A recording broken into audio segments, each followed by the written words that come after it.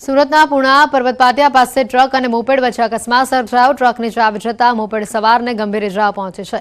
ઇજાગ્રસ્તને ખાનગી હોસ્પિટલ ખાતે ખસેડવામાં આવ્યા। શહેરમાં બેફામ ટ્રક ચલાવી અકસ્માત સર્જાય છે। અકસ્માતની આ ઘટનાને લઈને ટ્રાફિક જામના દ્રશ્યો પણ સર્જાયા છે। અકસ્માત બાદ ટ્રક નીચે મોપેડ ચાલક મહિલા ફસાઈ હોવાની માહિતી હતી। લોકોની ભારે જહેમત બાદ ઇજાગ્રસ્તને ટ્રક નીચેથી બહાર કાઢવામાં આવી।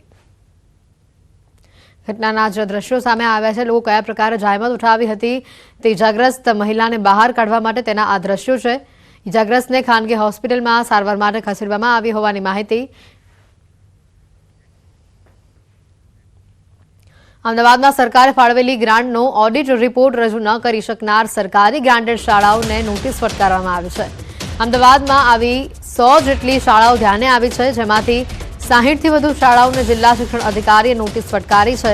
મહત્વનું છે કે ડીઈઓ કક્ષાએ સરકારી ગ્રાન્ટનો શાળાઓએ ઓડિટ રિપોર્ટ રજૂ કરવાનો હોય છે, પરંતુ આમાં ઉદાસીનતા દાખવનાર શાળાઓ પાસે ખુલાસો મંગાયો છે।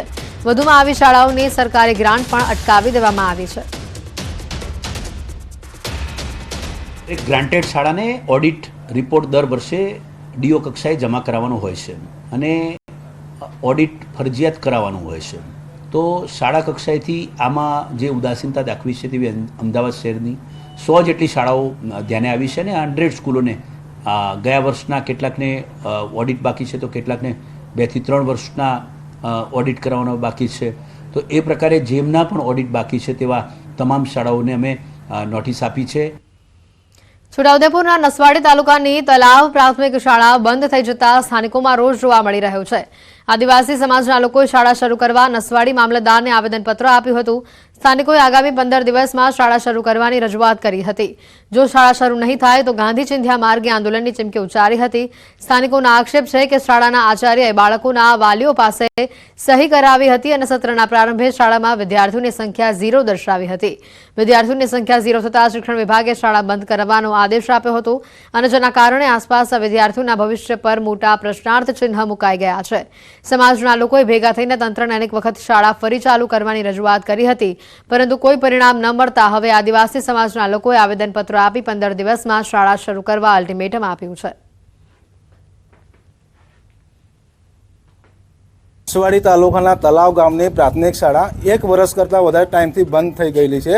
તેને ફરીથી શરૂ કરવા માટે આવેદનપત્ર આપવા નસવાડી આવેલા છે અમે લોકો બધા। સાહેબ તલાવના આપણે પ્રાથમિક શાળાના મેન મુખ્ય શિક્ષક છે, તેમણે પોતાના અંગત લાભ માટે એમણે 0 સંખ્યા બાળકોની બતાવીને બાળકોની એલસી કાઢીને પછી એ રીતના બંધ કરી દીધી છે। દિન 15માં ફરીથી શરૂ કરવામાં આવે અને આ શિક્ષક પર કાયદેસરની કાર્યવાહી કરવામાં આવે અને સસ્પેન્ડ કરવામાં આવે એવી ગ્રામજનોની માંગ છે અને સમાજની માંગ છે। આવનારા સમયમાં જો 15 દિવસની અંદર આ શાળા શરૂ કરવામાં નહીં આવશે તો આવનારા સમયમાં સમાજની સાથે રાખીને હજારોની સંખ્યામાં રોડ રસ્તા પર ઉતરી આવીશું અને ઉગ્ર ગાંધી ચિંધ્યા માર્ગે આંદોલન પણ કરીશું। છોટાઉદેપુર શિક્ષણ જગતને શર્મસાર કરતી આ ઘટના સામે આવે। શિક્ષકે 9મા ધોરણની 13 વર્ષની વિદ્યાર્થીનીની છેડતી કરી। શાળાના ઓરડામાં લંપટ શિક્ષક સંજય પારેખે કિશોરી સાથે અડપલા કર્યા। શારીરિક અડપલા કરી ફોટો વાયરલ કરવાની ધમકી આપી પીડિતાના પિતાએ છોટાઉદેપુર પોલીસ મથકમાં ફરિયાદ નોંધાવી છે। 51 વર્ષનો સંજય પારેખ હાલ ફરાર હોવાની માહિતી છે।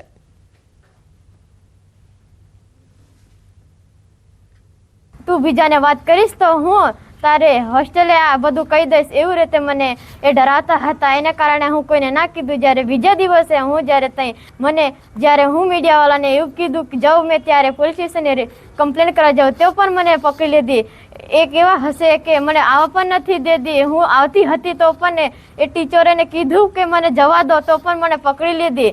આવું તો 2 વાર આવી તો ત્રીજી વાર થઈ। 2 વાર એમને માફ કરીએ પણ ત્રીજી વાર એને કેવી રીતે માફ કરવાના હોય? એક સ્કૂલમાં અભ્યાસ કરતી વિદ્યાર્થીની જેની ઉંમર છે 13 વર્ષની, એના જે સ્કૂલમાં અભ્યાસ કરે છે એ સ્કૂલના ટીચર છે એમની જો બાળકી ઉપર એમને બીભત્સ માંગણી કરેલ, છોકરીએ ના પાડતા એમની જોડે શારીરિક અડપડા કરેલ, તે બાબતની ફરિયાદ આવતા આજરોજ ફરિયાદ નોંધી લઈ દાખલ કરવામાં આવેલ છે।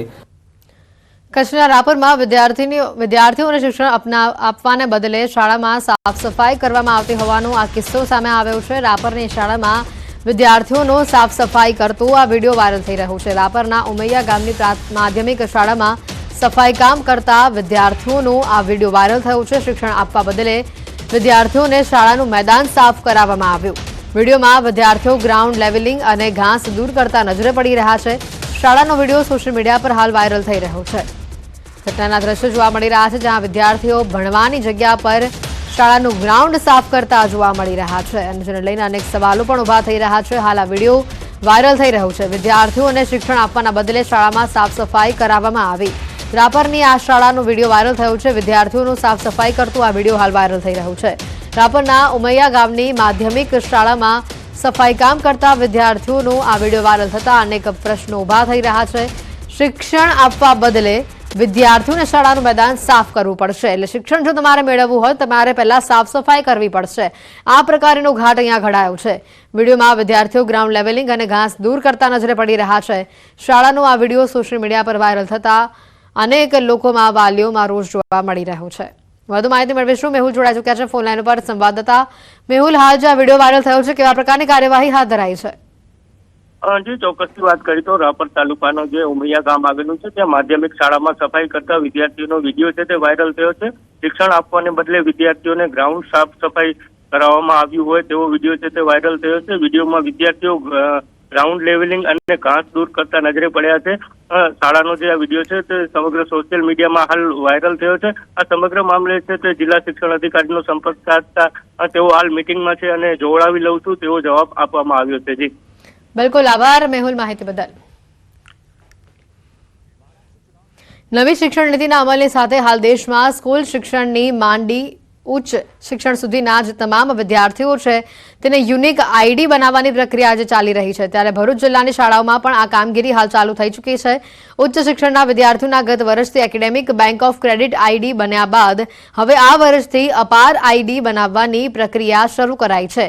જે હેઠળ ગુજરાત બોર્ડ હેઠળની તમામ માધ્યમિક ઉચ્ચતર માધ્યમિક સ્કૂલોના ધોરણ 9 થી 12ના તમામ વિદ્યાર્થીઓના અપાર આઈડી બનાવવા માટે આદેશ આપવામાં આવ્યો છે.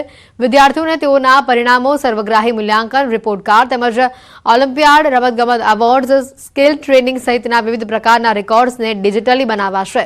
વિદ્યાર્થી ઉચ્ચ શિક્ષણ માટે અને રોજગાર માટે આ ક્રેડિટ સ્કોરનો ઉપયોગ કરી શકશે છે.